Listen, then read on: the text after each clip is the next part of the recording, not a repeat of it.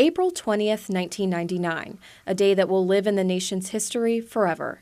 13 people were killed at Columbine High School by two troubled teens. Exactly 16 years later, authorities are warned of a similar threat right here in Richland County at Dreher High School. A 17-year-old student shared troubling information through his social media pages. He was infatuated with Columbine.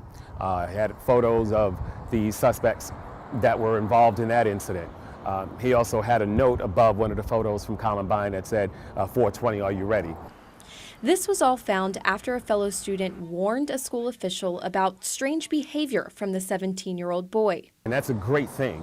When students give us information to let us know what's happening in the school, we can then act on it. Police questioned the teen, and he reportedly talked openly with investigators.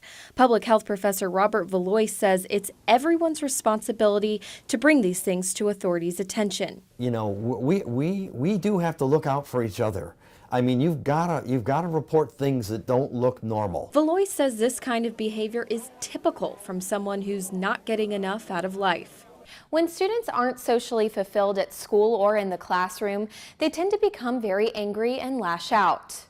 The job of most teenagers to be accepted, to be wanted, and to be into some group or multiple groups. And so when that doesn't happen, serious things can happen. Here are a few things to look out for.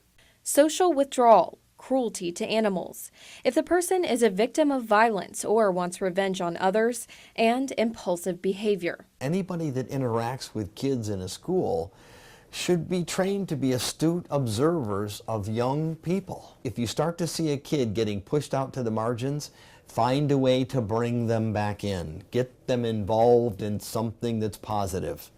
And although this local threat is extremely serious, one thing is for certain. Today we could be talking about the loss of life, but instead we're talking about being proactive. And that's something a community is thankful for. In Columbia, Melanie Barden, WACH Fox News.